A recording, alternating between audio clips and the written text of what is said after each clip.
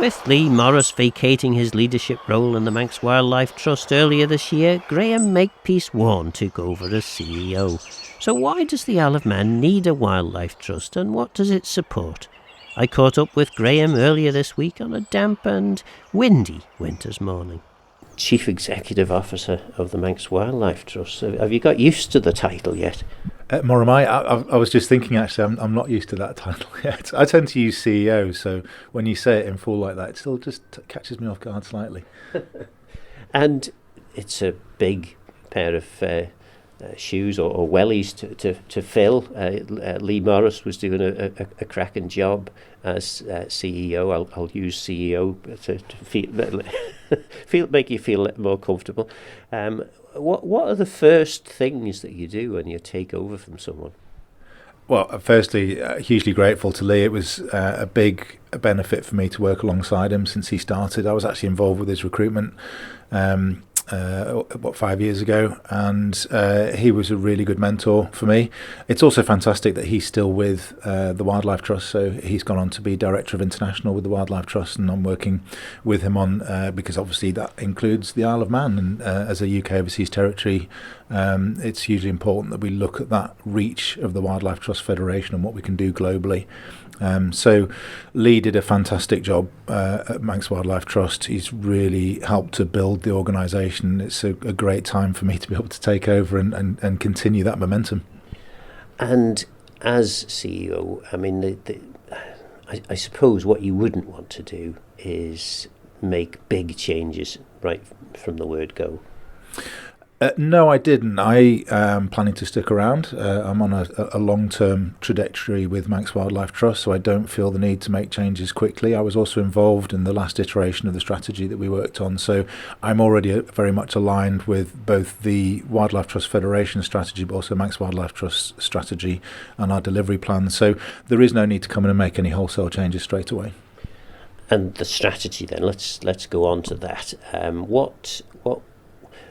What are the, well, I suppose, no, maybe start with first principles. Why do we need wildlife trusts? The wildlife seems to manage quite okay so long as we leave it alone. Why do we need wildlife trusts to assist? I suppose the quick and flippant answer to that is because we don't leave it alone. With all of this, we need to think of ourselves as part of nature. It's not about people and nature trying to get along side by side. We're all part and parcel of the same thing. And there is so much that we don't understand about the interaction between people and nature, how important nature is to us in terms of our physical and mental well-being. We live in nature. We might think we live separately in cities and towns, but we don't. We need to think of these things, blurring those lines between what is nature, what is a human landscape. It's all one and the same in my mind. And so there is definitely a need for organisations like the Wildlife Trust. We cannot rely on governments because they don't have the resourcing to focus on these things.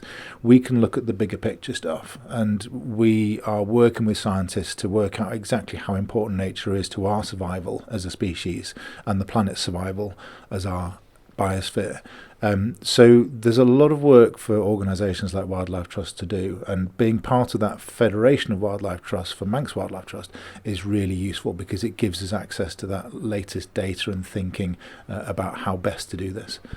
You mentioned earlier that people in towns and cities, we've got two now, haven't we, Peel and Douglas, they might think that they're not connected to wildlife, but I suppose anyone who's been woken up by gulls, herring gulls in the towns and cities will realise that that's not the case. But even things like gulls, when I was young, they were everywhere, but they're now starting to become a little bit endangered, aren't they?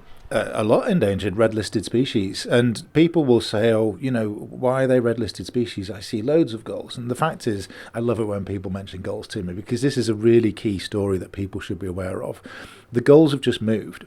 So the clue's in the name. What most people refer to as seagulls is usually herring gulls. Herring gulls because they used to eat herring. What did we do? We came along, we fished all the herring out of the sea. So the gulls went, well, okay, there's no food there now. We're going to go inland, and we found these open landfill sites where there's lots of food waste, and we'll eat that. Great. And then we decided, quite rightly, that waste was blowing out of these landfills, and we needed to cap them and stop that. So that closed off that food source. So then the herring gulls have moved into towns and cities, and they're feeding off our waste from takeaways, food waste from restaurants and takeaways and that sort of thing. So all we've done is move them around. So we feel like there's lots of herring gulls because they've moved into towns, because they will nest where the food supply is. And actually their numbers have massively dropped. So in my lifetime, I'm nearly 50, they've dropped something like 80, nearly 90%. And that is quite shocking, really, particularly, when it's the sort of thing that was everywhere. By most birds, when I was young, working on the farm, skylarks were there. There were all kinds of birds that you would hear and see. You're out in the hay meadows, baling hay and things. Particularly that time of the year, you would notice them. But most of these birds are now becoming much rarer. Absolutely, and farmland birds is a key focus for us. So we have Rob Fisher, our farmland birds officer, and he's working with our agri-environment scheme officer Katie and our farmland advisory officer Chloe to really get out there, find what's left. And I use that term deliberately because it is a massive reduction in what we had. We've already lost the yellowhammer. We know our curlew numbers are very low. All these other barn owls, farmland bird species that are iconic, really important to us as an island, and we're on the verge of losing them. And the problem is that things like curlew, so their traditional method of protection, if you like, is to flock, to go when a predator comes along. They will go up in numbers and confuse the predator and take them away from the nest sites. Now we only have one or two curlew here and there. They can't do that, and curlew are also very long-lived, so that confuses our picture of what's going on. So we think they're still hanging on, but the reality is that they're not breeding successfully. It's just that the pairs that we have on island are quite long-lived, so they're getting older and older, but not successfully breeding. So these are real concerns that we have to go out, get the science, get the knowledge, and then do something about that. Now, we've increased our land ownings a lot recently, but not enough to be able to save a species like curlew. To do that, we need to work with others. We need to work with our farmers and our other landowners who have these important bits of habitat that keeps these species going. And it is, because I think sometimes with the likes of climate change, people get a little, they're happy to believe the peddlers of the alternative facts, where basically they're told, actually, we don't need to change everything. This is just a thing much bigger than human interaction, so we can just crack on. The thing about, certainly with birds, I'm not a young man, but I'm not an old man either. And in my lifetime, I've seen this dramatic change.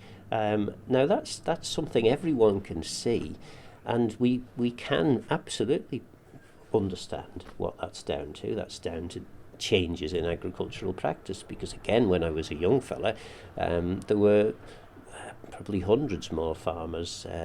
Farming was much less intensive than it is now. Yeah, I think we're lucky in the Isle of Man that we still have relatively traditional farming practices. We've not had the intensification that we've seen in the UK, and that has helped some species to cling on quite well. So chough, the Isle of Man, is a real epicenter for chough population, something like 25% of the British Isles and Islands population. And I know when I'm across, because I come from across, birders there would be absolutely delighted to see something like a chough or a hen harrier. It's easy in the Isle of Man, relatively speaking. And chough specifically, to go back to your point, is really about our traditional farming practices around the coastlines, that close cropped grazed grassland in coastal locations is what chough really, really love. A few dilapidated buildings to nest in is nice as well. So there are some real advantages in the Isle of Man, but we need to be understanding the science behind that. We need to be aware of it so that we can protect those things and not go down the same path as they have in the UK with over-intensification of farming. I suppose the listener will be wondering what that strange windy sound. Maybe it's hopefully louder to our ears than it is to the listener. Maybe we should explain where we are. Yeah, absolutely. So this is MWT Ballacurry Nature Reserve down near Port Erin.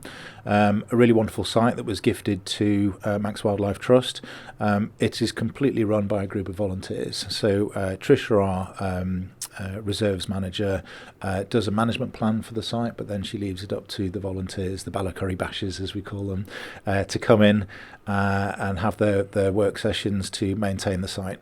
It's a really interesting site. It's a good wetland area. We've recently put an additional pond for dragonflies, which within a year had good numbers of dragonflies there. And we've recently also dug out the main pond in front of the bird hide with diggers, and that is necessary with any pond, as you'll know. It just wants to grow out. The plant species that get into ponds, they just grow and grow and grow. So unless we get in there and pull those out occasionally and maintain it, we're going to lose that water space. And it is that water habitat that's so important to so many species. And this is one of the few places that you can see some really interesting species like reed warbler and stuff like that. And anyone who needs proof of what you're saying about ponds growing out, and they just need to go down to the Curragh, which used to have significant bodies of water in it, and gradually over a century or more, it's been drained, and the sallies have grown into what used to be the ponds, and they've dried up. Yeah, that's absolutely true. So the Curragh is our island's only Ramsar site at the moment, so that's internationally important wetland site. It is, as you say, suffering from a couple of things. So the sallies or the willow trees are pulling that moisture out and growing, but also the surrounding farmland, and I don't blame anyone for this. This is just the way things have been done over the years. The idea is to put drainage ditches in to drain land so that you can farm it. Nobody wants muddy gateways and big areas of water in the middle of their fields, so they keep their ditches clean. They dig them slightly deeper every year when they clean them out, and that is just draining water away from the Curragh, which is traditionally a wetland site. Farming, of course, is a really important industry. Well, it's important wherever you go in the world, really. It's perhaps not seen as important in the Isle of Man as maybe it was 2 or 3 generations ago, but we still need to grow food. Is it possible for us to have a highly productive agricultural industry that can work well with wildlife? It's definitely possible, because it's where we started out. In the agricultural revolution, where we first started tending the land to grow crops for ourselves and to look after livestock, still worked very much in balance with wildlife, and those practices have actually given us some of our best wildlife habitats that we have today. Take MWT Close Southfield Nature Reserve, purportedly the largest collection of wild orchids in Europe, is down to its traditional management for horse grazing. Coppicing as well is a human intervention which creates great habitat for wildlife. So it is absolutely possible, to answer your question. It does require a change in mindset, not by farmers, but by us, by people, the consumer, and how we buy food and our relationship with food. We need to get away from the idea that food is something that comes in a plastic packet from Tesco's. We should all go to our local farms and see how food is produced, support our local farm shops, get involved. When I grew up, I used to go and help the local farmer when it was baling time with the hay. It's something to do. Get out there and see, visit shops like Brian Radcliffe's Briarads in Ramsey, where he's growing food in the ground. You can go and buy that food. Yes, it's going to be a long way off before we can provide enough food to feed the island locally, but that is what we should be aiming for. And we as Manx Wildlife Trust, we need to work with the likes of MNFU and farmers through the Agri-Environment Scheme and DEFRA to make that a reality. It's not going to happen overnight. But as I say, I'll say it again, it requires a change in mindset from every consumer on the island.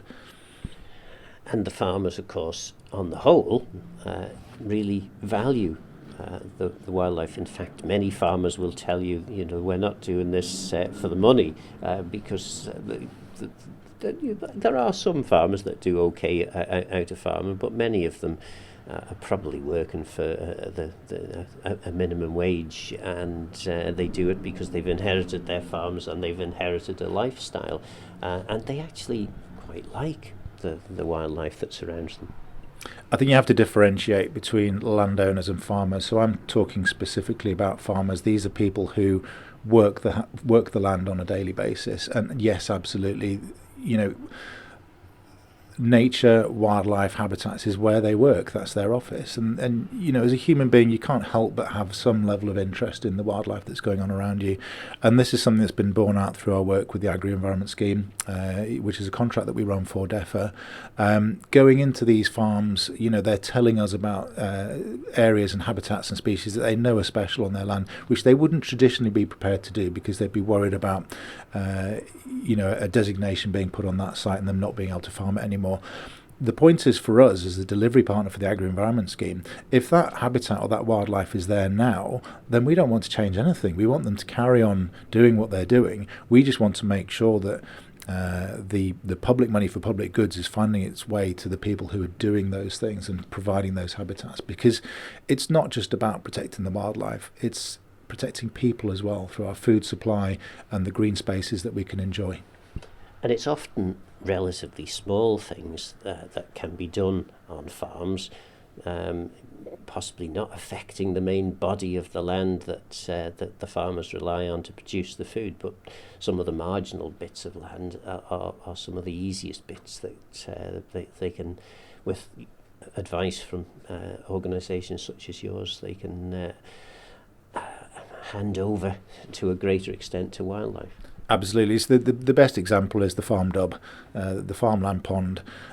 So traditionally, in the 1800s, there would have been hundreds and hundreds of these dubs across the island, because that was where livestock was watered. That's where they went to get their water supply. That's been replaced by mains water systems, troughs and fields. So the dubs have lost their usefulness to agriculture, and therefore they've got filled in. They've been used in other ways. Typically through the Agri-Environment Scheme, we see that a lot of these dubs were in the damp corners of fields, and they're still very much that way. They're difficult to farm, and so, as you say, they tend to be the marginalised bits of land around farms. Turning those back into wetland sites, into dubs, is hugely beneficial to wildlife, but that has a knock-on effect for the farm as well. And traditionally, the Agri-Environment Scheme would support those sort of things as well, but we have to make it easier for people. For example, a scrape, which is an unlined pond, so you would just go in with a digger and scrape the topsoil away to create a wetland site that might only be wet in the winter, it might dry out in the summer. It's up to planning whether or not they need to actually give planning approval for something like that. It's at their discretion. Currently, they're deciding in 100% of cases that they do. Now, that's an additional cost and time and pressure for that farmer to go through that process. And there's no reason for it. The water, it's a generally sites on farms that are unseen from neighbours or from the road. There's no risk of that water, bursting and going anywhere else, because it's just a scrape. It just soaks away. It disappears in the summer. But it provides such important habitat for wildlife. Those muddy margins around those scrapes is so important for wading birds and other species. And again, as I say, that has a knock-on effect to the farm as well, in terms of promoting the invertebrates that pollinate our crops, and birds that control pest species as well. And it just dawned on me, we were talking about where we are, which is the Ballacurry Nature Reserve, but we haven't described the building that we're sitting in, because of course it's a typical miserly, drizzly sort of a day out there today. And whereas I wouldn't mind getting a little bit of dampness on me, I think the recording equipment might not be so keen. So what are we sitting in? So this is a bird hide, which was built and is maintained by the Ballacurry Bashers, the volunteers. And these are really important. We understand, we want people to engage with wildlife, because people only care about what they know and understand. And we want people to come out into nature, but not get cold and wet and miserable, because that doesn't help anyone. They're going to go home with a pretty negative idea of what it's like to spend time in nature. So these sort of bird hides are really, really important. A place to sit quietly. I don't get to do this enough, so I'm really grateful that we're able to do this interview in here today. It's important to make time to come and spend a little while in these sorts of places and just enjoy what nature has to offer. And birds, as everyone knows, are a relatively timid species, so bird hides just allow us to watch wildlife without disturbing them. And actually it is quite nice. I mean, it was even nice, I have to say, when I did Leigh Morris's farewell interview. It was a hot sunny day and we were up in the hills, but it is nice going out into nature at this time of the year if you've got a reasonable coat on, and seeing the difference, the change in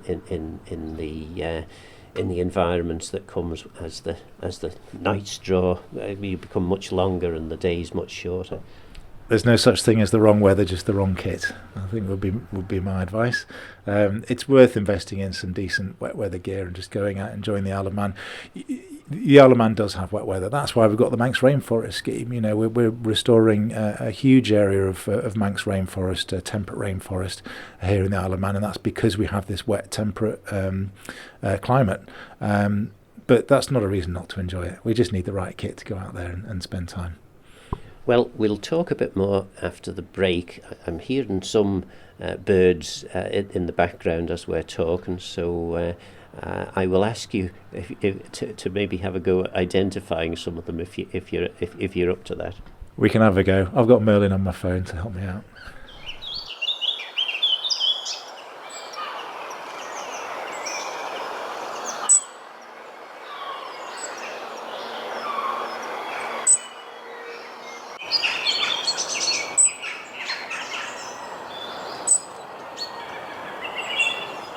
We've had a little break. I mean, there aren't many birds, it's fair to say, are there? Well, even the Merlin app has come up empty. There's not much going on. But I was just saying, wildlife is a bit like us. It doesn't like miserable weather either. It likes to come out when the rain stops. So, yeah. I've seen a robin. Yeah. And you reckon you heard a starling, did you? Yeah, so starlings are mimics. So when they're usually around in groups, but when you start hearing them, it can be quite confusing because they mimic all sorts of different birds. So we have at my home, we have a nest box, a starling nest box with a camera in that is a live feed to the MWT website. And about 4 years ago, starlings moved in there, and there was a male and female. And the female was there on the nest, and the male came in, courting her to anthropomorphise the situation a little bit. But he basically, for about 20 minutes, sang a song to her, tapping his feet on the nest box to create a rhythm and mimicking all sorts of different birds. The video's on our website, and you can identify, I think, up to 12 different species that he mimics, including curlew, collared dove, wood pigeon, herring gull, all these different birds that he mimics absolutely perfectly, and they've bred for 4 or 5 years now successfully. But it does annoy me because I'll often hear him mimicking a curlew, and I go, "Ooh, there's a curlew nearby," and then I have to go, "No, it's probably just the starling." And it's probably a good thing then that the starling knows how to mimic a curlew, because he's obviously hearing them. That's exactly what I took from it. So all these species, he's not heard them. And there is examples elsewhere in the world where starlings and other birds are mimicking things like chainsaws in woodland and that sort of thing. So for that starling to be mimicking these birds, as you say, he must have heard them somewhere. So that is a good sign. And why do they do that? Because it seems like a strange thing. I mean, if you're capable of mimicking these birds, surely you're capable of making up your own songs. Although I suppose, if we think of the Beatles, they took from other birds. So I think to appeal to the young listeners out there, I'd describe it as a remix. Great, yeah, and it is. I mean, it's just tremendous, really, to know. I mean, I didn't know that about starlings, I have to say. And again, starlings, they used to be everywhere, but there's fewer and fewer of them. Starling's one of those species. I grew up in Manchester, and I remember, starling was a species that I'd see in McDonald's car park, feeding from the discarded waste from people. And it's easy to discard them as, much like pigeons, as just a sort of a feral species that aren't particularly interesting. But I would defy anyone to spend a bit of time looking closely at starlings in sunlight if you can, because they have the most beautiful iridescent feathers, this oily sheen across their backs. We've already talked about their song remixing skills. They are beautiful birds, and never better than when they're in number, and we are starting to see this as their numbers are recovering slightly on Ireland now, when they murmurate, when they come together, and we still don't fully understand how they do it, but they all fly in formation, creating these incredible shapes in the sky. You can sometimes see it over Peel. We believe it's to do with confusing predators, but we don't really know. What we do know is it looks amazing, and so I defy anyone to look at something like that and think that the starling is a boring species. Another species that's not boring, that we probably wouldn't see as far south as Ballacurry in Rushen. I'll correct you, you did say near Port Erin. Well, it is near Port Erin, but it's in Rushen, the parish of Rushen. And whereas I may be retiring as clerk to Arbury and Rushen parishes soon, I will continue to fight for the parishes. But yes, a species, an exotic species that you wouldn't possibly see quite as far south here, is a wallaby, of course. Yes. Yeah, wallabies are interesting, aren't they? Clearly invasive, clearly problematic.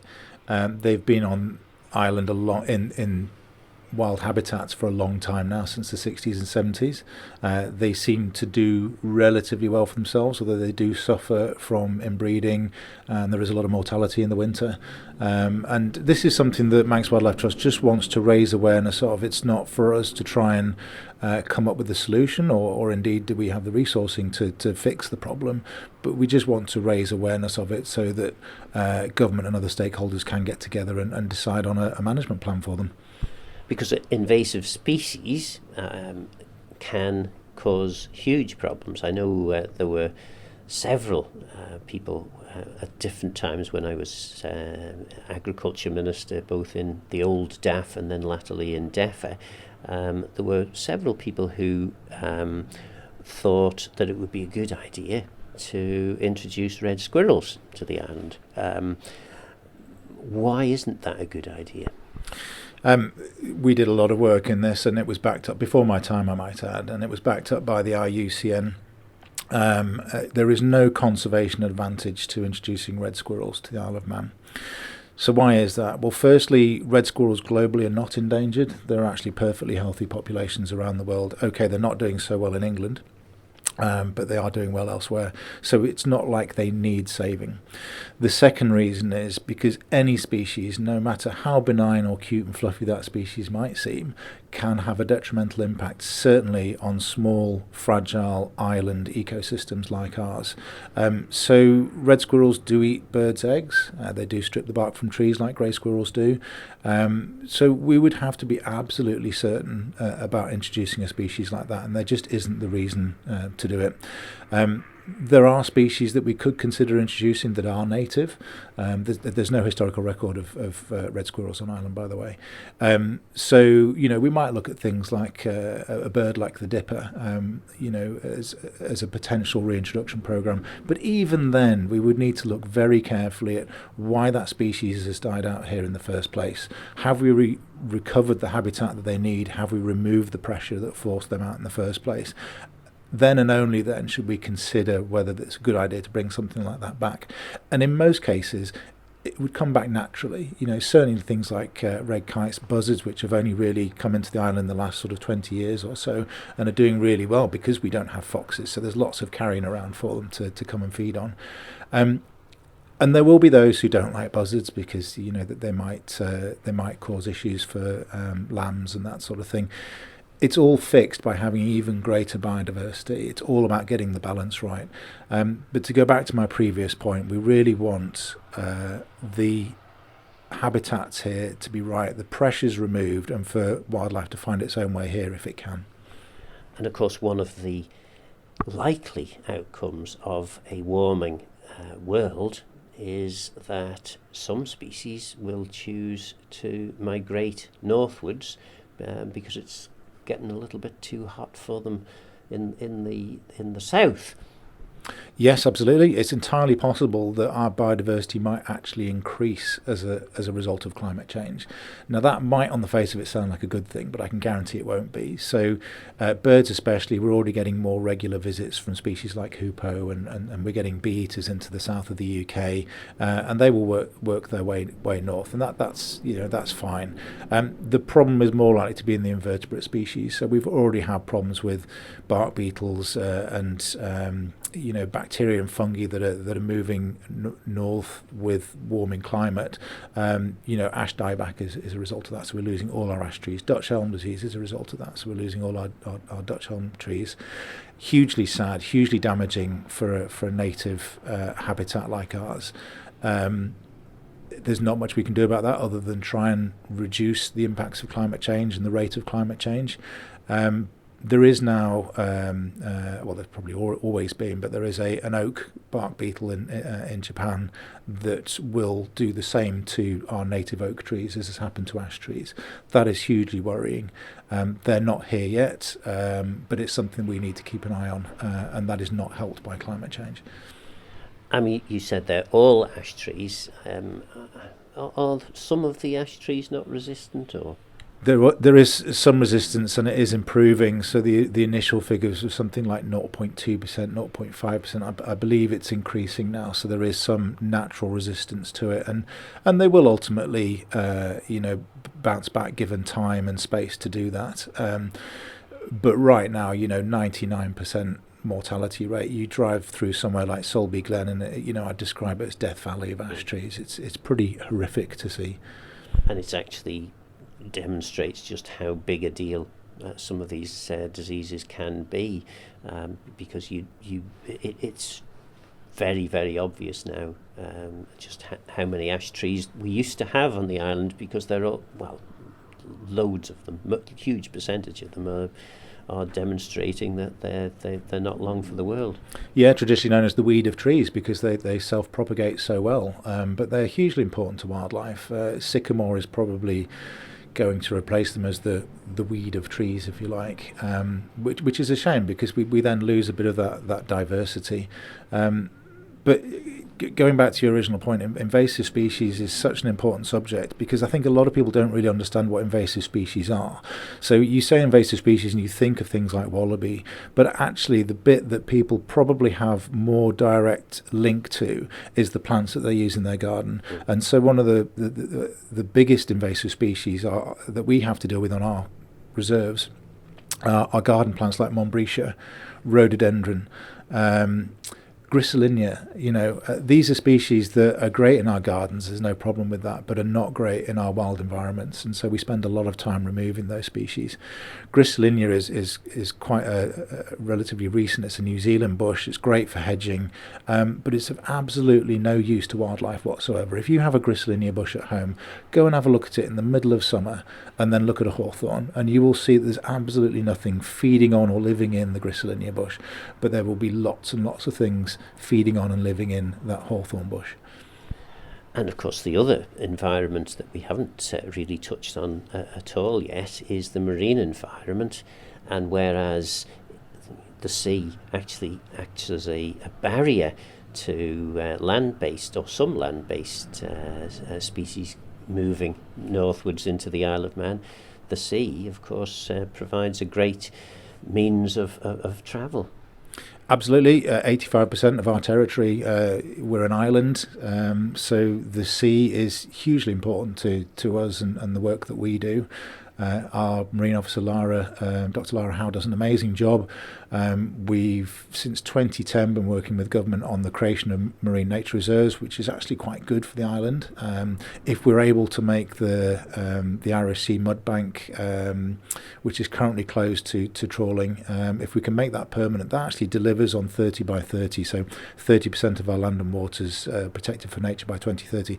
That would deliver on our marine aspect of that promise in its own right. right. So hugely worthwhile cause to go for. What I love about our marine nature reserves is when they first were created, the Ramsey one in 2010, the dredging industry understandably were concerned because they were being expelled from these sites. They weren't allowed to dredge them, which is effectively ploughing the seafloor. It's even more damaging than what we think of as terrestrial ploughing. Now the fishermen are the biggest supporters of the marine nature reserves because they can catch more scallops in less time running along the edges of the marine nature reserves, because the M&Rs act as a nursery, and the overspill from those sites gives them a viable and sustainable stock to work from.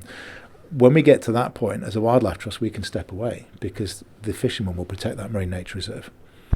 Which is, of course, a great thing. And I still remember the first absolute evidence arriving from Bangor University. They did a trial that demonstrated that the closed area in Port Erin was seeding the whole of the south and west scallop ground.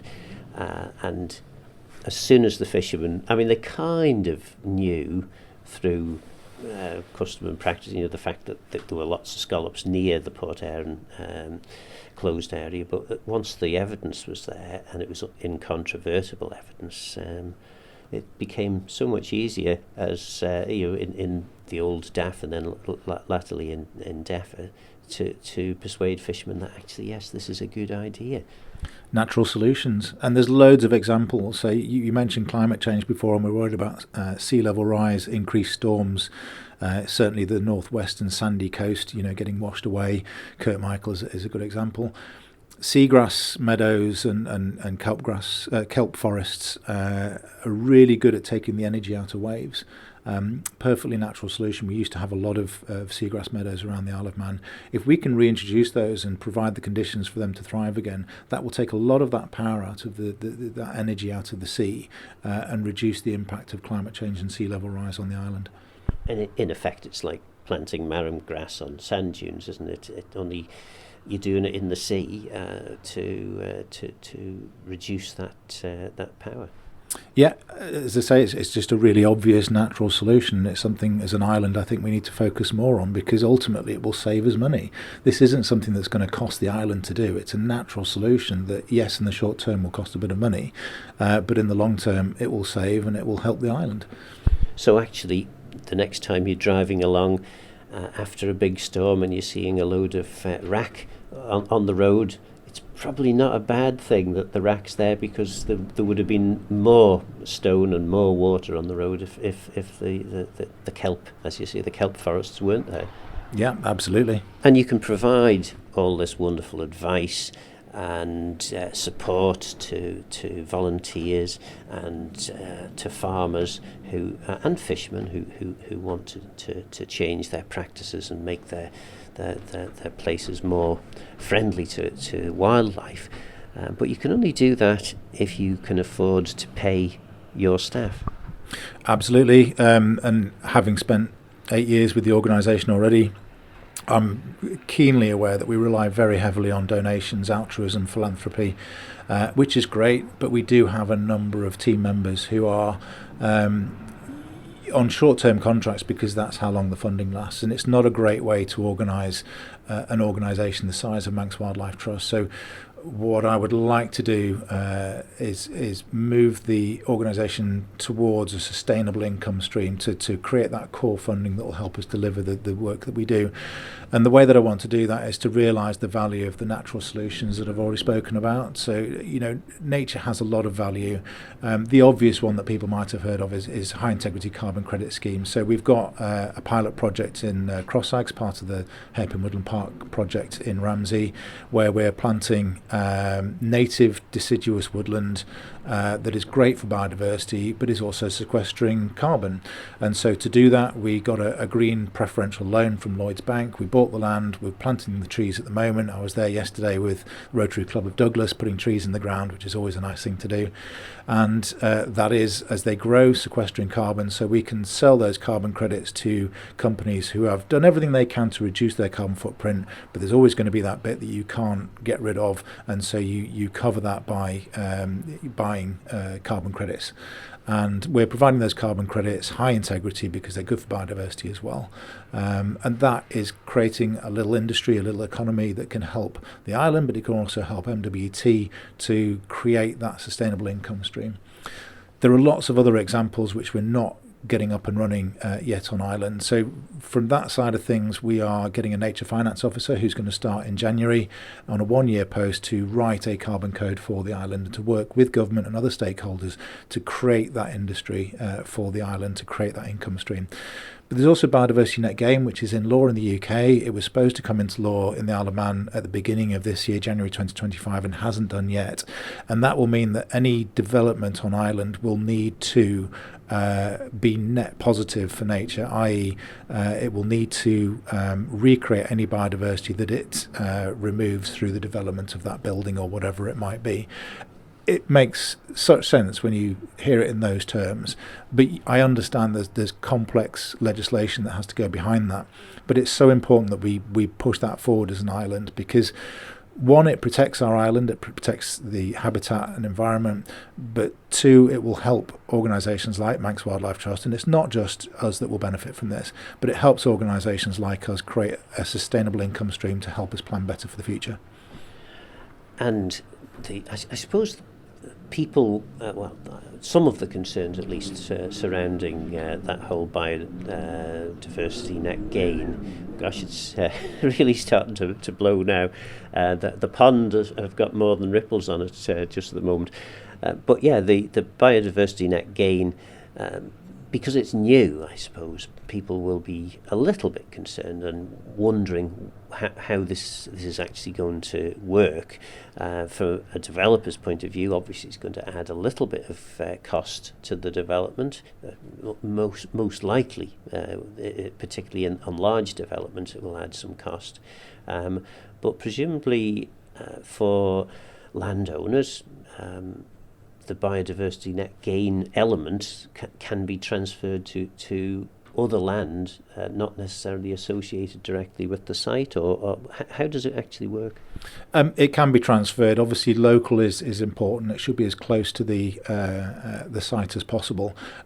Just to go back to your previous point, yes, it does add a bit of cost to the development, but nobody wants to buy houses that has no nature around them. You know, we need to get to a point where developments aren't just about houses for people. It's about enabling people and nature to live side by side. As I said at the beginning of this interview, people are part of nature, and so actually, if you do developments like that, the negative impact on biodiversity is much less anyway.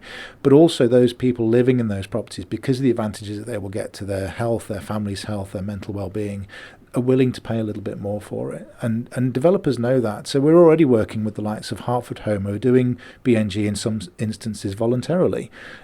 We need to make sure that everyone's doing it, so it's a level playing field. So it needs to come into legislation, but people are already doing this, and it's working quite successfully in the UK. And you've referenced a couple of times during this programme the kind of mental well-being that people get from being able to see green things.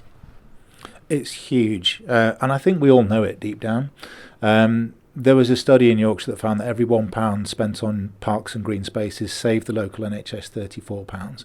Now, I'm not saying we need to reduce DHSC's budget, to pay for that. Clearly, it doesn't happen overnight, but we need to start looking at dealing with the cause of our poor health rather than the symptoms.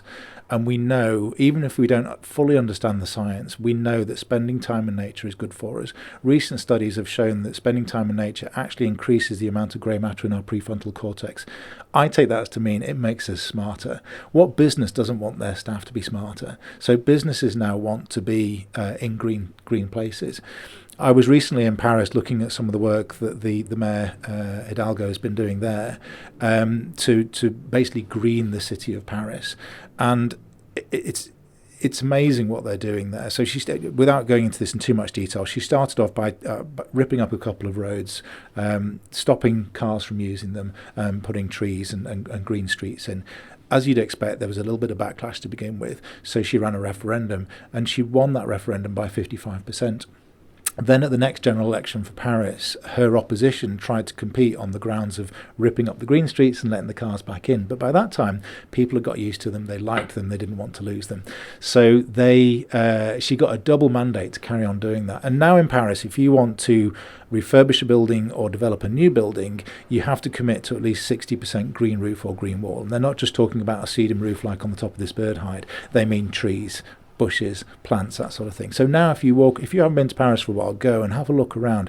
Every other building has greenery on it somewhere, and they've got these wonderful parks and green spaces. Now, they did this in the typical French way. They started out without knowing how they were going to fund it.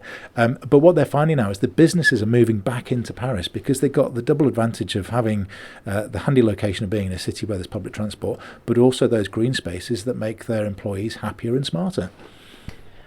And you can now effectively clothe your building with greenery, can't you? I mean, it's not just the roof or the ground that surrounds the building. You can actually add green walls to your buildings. Yep, hydroponics, green walls. There's all sorts of different ways to do it. And, I know you love a bit of tradition, but if you look back at how we used to do things, we would have ivy growing up the side of buildings. It wasn't that's a building just for people to live in, that's for nature over there in that nature reserve. It was all part and parcel of the same thing. And yes, it takes a bit of maintenance, but it makes as I said, it's not just about supporting wildlife, it's creating a place where we all want to live and work.